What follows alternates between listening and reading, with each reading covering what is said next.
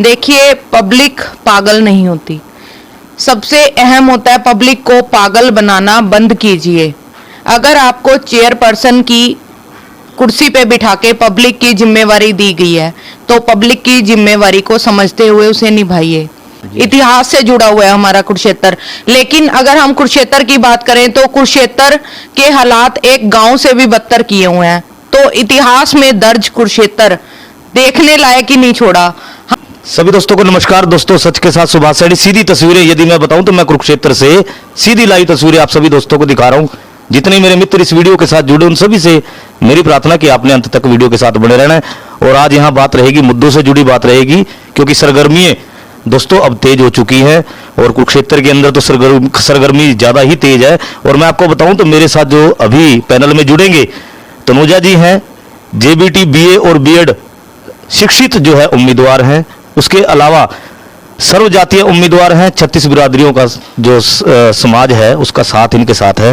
और दूसरी साइड धर्मवीर कश्यप जी हैं, ये भी मेरे साथ जुड़ेंगे। तनुजा जी, आपका केबीएन इंडिया न्यूज में नमस्कार जी। मैडम, बात रहेगी मुद्दों की। मुद्दे आप क्या क्या लेके चल रहे हो? विकास कार्य जो है कुरुक्षेत्र के अंदर, सड़कों के मामले की बात करूं, मैं सीवरेज की बात करूं, तमाम मुद्दे हैं।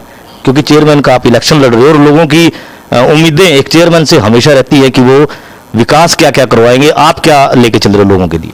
बिल्कुल, सबसे पहले तो कुरुक्षेत्र वासियों को मेरा नमस्कार। और दूसरी बात, जो आप विकास की बात कर रहे हो, विकास को तो लेके काम हो ही नहीं रहे। मैं जैसा कि चेयरमैन के इलेक्शन लड़ रही हूँ जनता को लेके जी। जनता मुद्दे सारे जनता से ही जुड़े हुए हैं। जैसे हमारे सड़कों की समस्या सबसे अहम, आज हमारे पानी की समस्या, सीवरेज की समस्या, बिजली की समस्या, उसके अलावा राशन कार्ड की समस्या, राशन की समस्या। तो ऐसा लगता है कुरुक्षेत्र हमारा कुरुक्षेत्र नहीं, समस्याओं का गढ़ है जी। तो इन्हीं सारी समस्याओं को अपनी तरफ से दूर करने की पूरी कोशिश जो मैं इस फील्ड में कर पाऊं, उसके लिए प्रयास सबसे पहले अहम। अच्छा, ये बताइए, 36 बिरादरियों का साथ आपके साथ है, लोग समाज जो है आपके साथ जुड़ा है। यदि मैं बात करूं दूसरी विपक्ष की, यदि बात करूं तो बीजेपी से उमा सुधा जी हैं। और जो आरोप लगे हैं, पहले भी आरोप लगातार लगते रहे हैं नगर परिषद के ऊपर कि घपलेबाजी जो है सबसे ज्यादा है। करोड़ों अरबों रुपए का घपला जो है नगर परिषद में हुआ है कुरुक्षेत्र में। आप क्या कहेंगे? देखिए, पब्लिक पागल नहीं होती। सबसे अहम होता है पब्लिक को पागल बनाना बंद कीजिए। अगर आपको चेयरपर्सन की कुर्सी पे बिठा के पब्लिक की जिम्मेवारी दी गई है तो पब्लिक की जिम्मेवारी को समझते हुए उसे निभाइए। दूसरी बात, आरोप बेबुनियाद नहीं होते हैं। क्यों? पब्लिक ने कुछ सोच के ही आरोप लगाए हैं। अगर पब्लिक परेशान है, परेशानी तभी सामने आती है।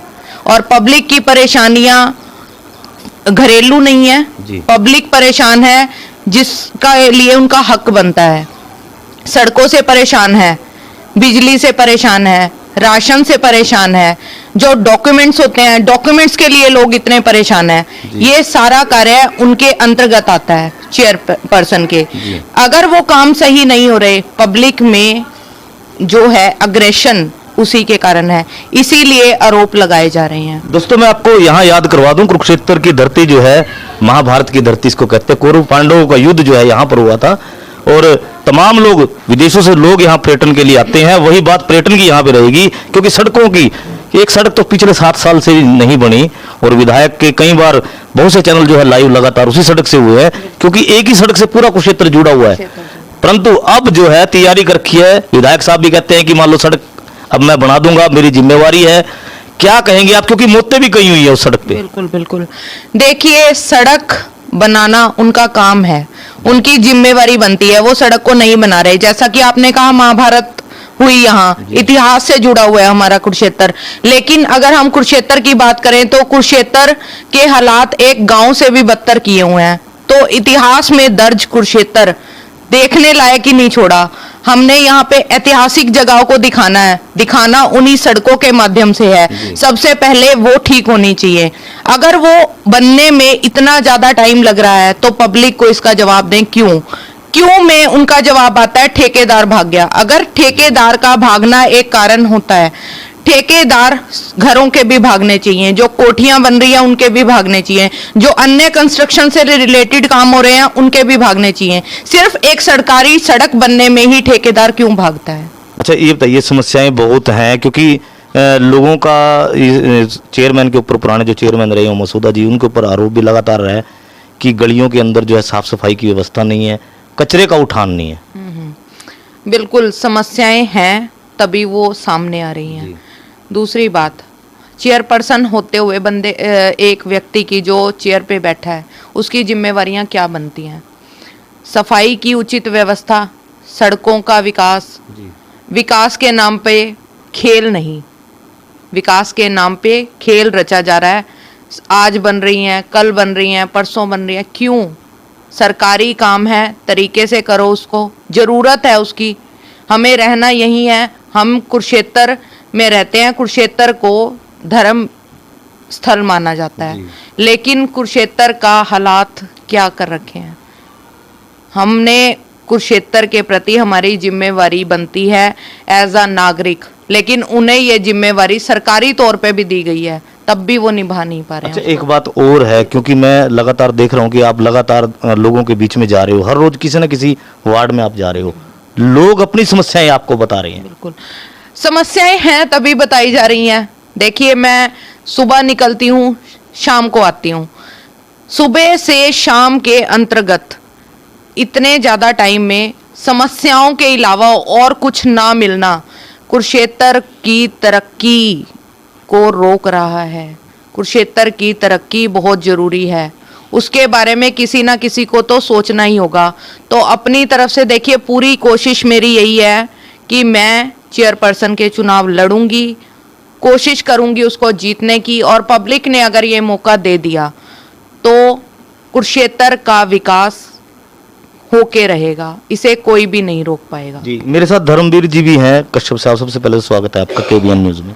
नमस्कार जी। क्या कहेंगे सर, संदेश क्या देंगे लोगों को, क्योंकि जो तनुजा जी हैं वो अब की बार इलेक्शन में खड़े हैं चेयरमैन की, क्या संदेश देंगे, वोट की क्या अपील करेंगे? मैं तो यही अपील करता हूँ कि ये तनुजा जी बहुत ही ईमानदार व्यक्ति, और अपनी तरफ से जितने भी इन्होंने कोशिश कर रही है, अपने दिल से कोशिश कर रही है कि मैंने दिल से काम करना है। तो जो बंदा दिल से काम करता है तो वही विकास कर सकता है।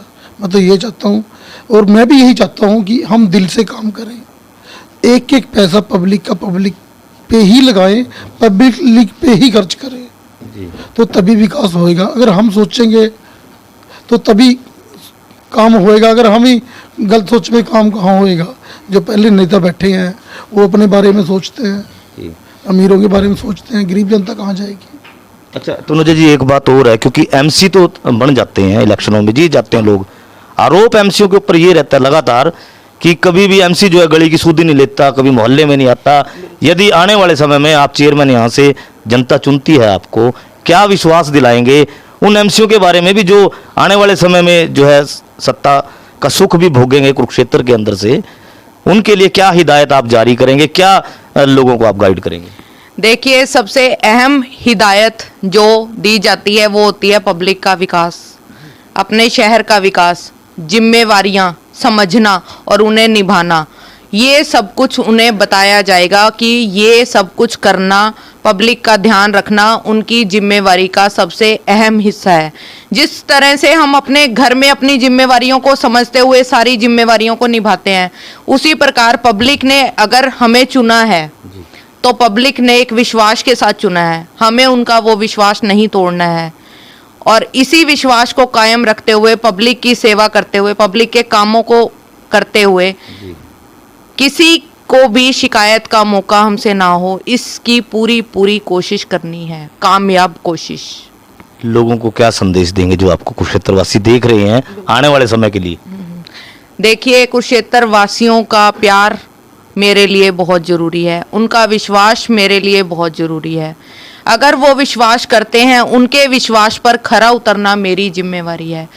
अपनी उसी जिम्मेवारी को समझते हुए उनकी सेवा करूंगी, और हाथ जोड़ के अपील यही है कि वो मुझे अपनी सेवा करने का मौका दें, और मैं निराशा जैसा शब्द हटाऊंगी। जी। पूरी पूरी कोशिश करूंगी, निराशा शब्द का ना भी ना रहे।